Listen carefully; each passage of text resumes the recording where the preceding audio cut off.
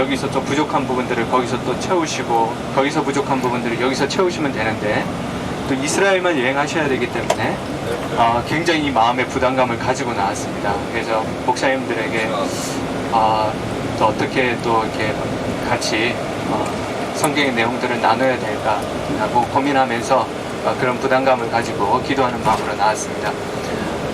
이스라엘 여행하시는 동안에 몇 가지 주의하셔야 될 사항들을 제가 지금 잠깐 말씀을 드리도록 하겠습니다. 첫 번째, 저희가 일단 부엘셰바 쪽으로 가는데요. 여기서 약 1시간 반 정도 소요입니다. 1시간 반 정도. 그래서 부엘셰바 가셔서 부엘셰바 좀 보시고, 그 다음에 아라드라는 장소 가셔서 아라드 좀 보시고, 그 다음에 사해 주변에 있는 일정들을 여행하시도록 하겠습니다.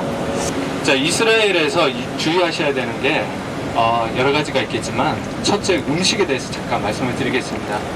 그래서 보통 이렇게 성지순례를 이렇게 오시다 보면, 이제 우리 이렇게 집사님들, 권사님들 이렇게 또 목사님들 오시다 보면, 이제 여기 음식이 굉장히 맞지가 않습니다. 기름지고 또 아랍 향도 나고 좀 음식에. 그러다 보니까 굉장히 식사하시기가 처음에 호텔에서 음식을 드신다고 할지라도 이제 입에 잘 맞지 않는 경우가 굉장히 많습니다. 그래서 그러다 보니까 한국에서 고추장이라든지 된장이라든지 뭐 김치, 어떤 분들은 제가 풋고추도 가져오시는 거 있어요. 어떤 권사님들 풋고추 상추인데 호텔에서 아침과 저녁을 드실 때 식당에서 한국 음식을 드시면 절대 안 됩니다. 절대 안 돼요. 왜냐하면 목사님들을 못 드시게 하려고 그런 거 아니라 이 정결의식법에 의해서 이 사람들은 철저히 오늘날에도 먹을 수 있는 음식과 먹지 못하는 음식을 구분해 놓습니다. 대표적인 게 돼지고기가 되겠죠. 네, 돼지고기 같은 경우는 절대로 먹을 수가 없습니다. 그렇다 보니까 이 한국 음식이 외부에서 반입되는 오는 한국 음식들을 정결한지 정결하지 못한지를 알 수 없기 때문에 먹는 것을 금지시키고 있습니다. 그래서 정결의식법에 의해서 그렇게 하는 거니까 목사님들이 조금 불편하시더라도 이해해 주시고요. 호텔에서는 호텔식만 드시는 걸로 그렇게 하도록 하겠습니다. 그래서 만약에 이렇게 호텔식을 드시지 않고 식당에서 한국 고추장이라든지 뭐 된장이라든지 뭐 이런 것들을 가지고 내려오셔서 드시다가 혹시 종교인들에게 그게 눈에 띄게 되면은 내쫓임을 당할 수도 있습니다. 정말 극단적인 경우에는요. 그리고 또 그렇지 않다고 할지라도 다음부터 이 이후에 이제 한국 분들이 이제 오셔서 성지순례를 하시는데 그 호텔을 이용을 못 합니다. 그래서 저희만 여행을 하는 것이 아니라 이 이후에 또 많은 분들이 또 한국에서 뉴스를 통해서 굉장히 이곳의 정치적인 상황이라든지 군사적 상황을 늘 접해서 알고 계시겠지만 이제 목사님들하고 다 같이 나눌 겁니다. 그런 이야기들을 정치적으로 사회적으로 어떤 문제가 있는지 요즘에 굉장히 좀 불안합니다. 요즘에 지금 팔레스타인 자치지구에서 팔레스타인들끼리 지금 싸우고 있습니다. 그래서 이 불똥이 이 유대 지역으로 튀지는 않을까, 유대 지역으로 이렇게 그 폭동이 번지지는 않을까 해서 굉장히 요즘에 민감합니다. 바로 한 2주 전에 팔레스타인 내에서 굉장히 큰 폭동이 일어났었습니다. 그래서 많은 사람들이 죽고 그 팔레스타인 안에서의 어떤 무력 충돌이 굉장히 심하게 있어서 굉장히 이스라엘 지금 군인들도 긴장된 상태에 지금 있습니다. 그래서 지구로 들어가게 됩니다. 오늘 목사님들께서 여리고에서 오늘 주무세요. 그래서 여리고에서 주무시는데, 그래서 여리고에서 주무실 때는 저녁에 절대 외출을 하시면 안 돼요. 어떠한 이유에서든지. 그래서 밤에 팔레스타인 지역을 이렇게 산책하신다고 걸어 다니시는 것이 굉장히 위험합니다. 그래서 제가 가는 곳마다 이곳은 산책을 하셔도 안전합니다. 이곳은 산책을 하시면 저녁에 호텔에서 산책하시면 위험하십니다라고 그때그때마다 제가 말씀을 드릴게요. 그래서 오늘 저녁 같은 경우에는 절대로 호텔 내에서만 우리 목사님들 사모님들께서 쉬시고 이렇게 밖으로 나가는 일은 없으셔야 된다는 거 꼭 기억해 주셨으면 좋겠고요. 그렇게 이렇게 팔레스타인 자치지구라든지 가나 나사렛 같은 경우에도 완전히 아랍 동네입니다. 그래서 이런 동네를 방문할 때 아무래도 아랍 사람들이 이렇게 살고 있는 동네다 보니까 이 사람들이 이렇게 지금 상황이 팔레스타인 자치지구 내에서 지금 굉장히 이 사람들이 폭동이 일어나고 난 뒤이기 때문에 굉장히 사람들이 민감해져 있습니다. 그래서 관광객이라든지 이렇게 방문하는 사람들에게 이 해코지를 할 수 있는 경우가 종종 발생합니다. 작은 일은 뭐 물건을 훔쳐가는 일부터 해서 사람들을 폭행하는 일까지 다양하게 이렇게 사건이 발생을 하기도 하기 때문에 팔레스타인 자치지구라든지 아랍 동네에 들어갈 때는 항상 이렇게 몇 분 안 되시기 때문에 한 12분, 11분, 12분 되시기 때문에 제가 이렇게 여러분들 잘 모시고 다니겠지만 그래도 항상 개별적으로 행동을 하신다든지 그런 부분들은 조금 해서 놀라시지 마시고 그냥 총을 갖고 온다고 해서 저희들을 위협하는 게 아니라 여러분들 안전을 위해서 검사하는 거니까 그렇게 생각하시고 돌아보시면 될 것 같습니다. 자, 여러분들이 내리셨던 이곳은요, 텔아비브라는 도시입니다. 텔아비브는 이스라엘의 행정 수도로 이렇게 여겨지고 있습니다. 그런데 이 유대인들에게 너희들의 수도가 어디냐, 이스라엘의 수도가 어디냐라고 말하면 두 가지로 이렇게 말하는 사람들이 많아요. 어떤 사람들은 예루살렘이라고 하기도 하고 어떤 사람들은 텔아비브라고 이야기도 합니다.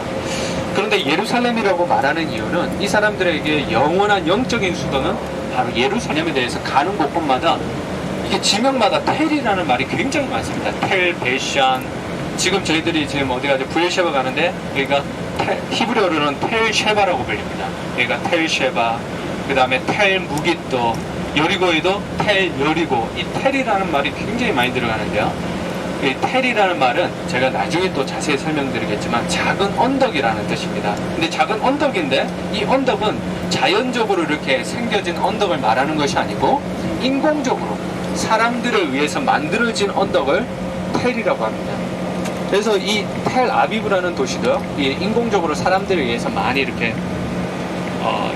간척된다고 해나 이렇게 바다를 메꾸기도 하고 이렇게 사람들을 위해서 형성된 지역이기 때문에 바로 텔이라고. 저희가 남쪽에 여기서 한 1시간 반 정도 가면 부엘셰바라는 지역으로 한번 저희들이 가보도록 하겠습니다.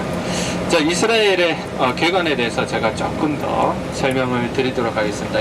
뭐 수치로 말하면 잘 모르겠습니다. 이 수치가 어떻게 되는지 숫자에 대해서는. 근데 우리나라의 경상남북도만 그렇게 생각하시면 쉽습니다.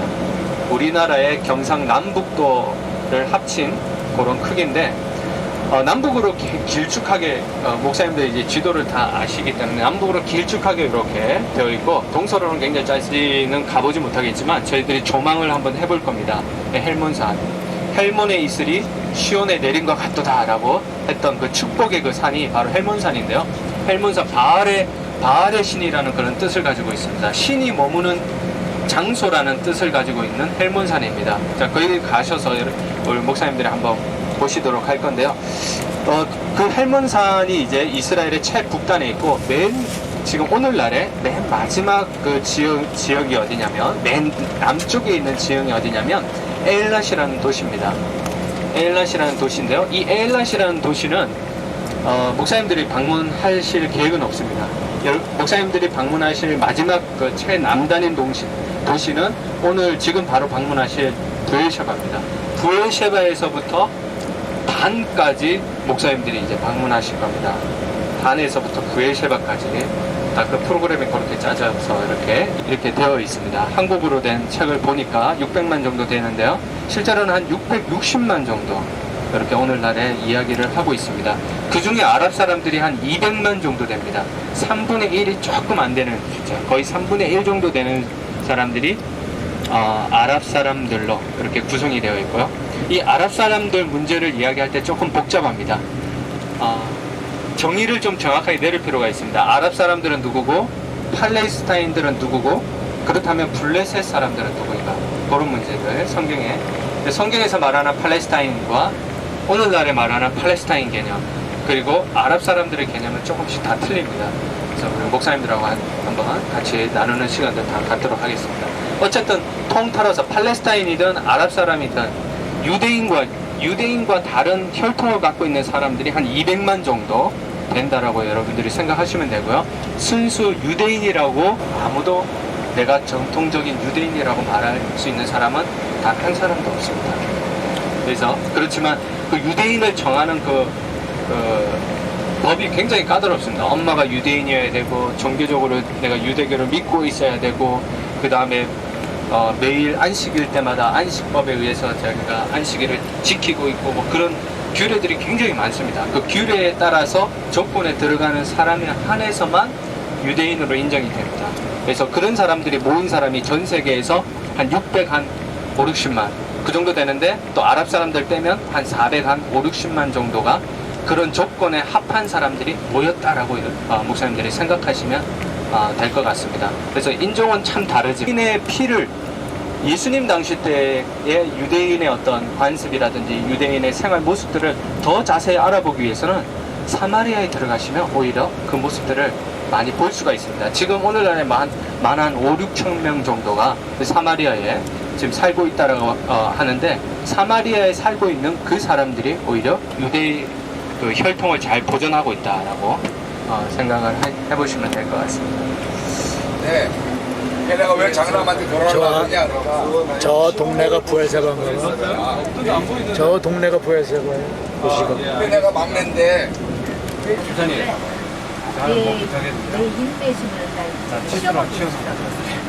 부엘세바 맞잖아. 김호아. 그래. 아니, 저 앞에 그 아까 보았던 동네가, 그러니까 저기 아까 그 동네가 부엘세바라는 말이에요. 도시.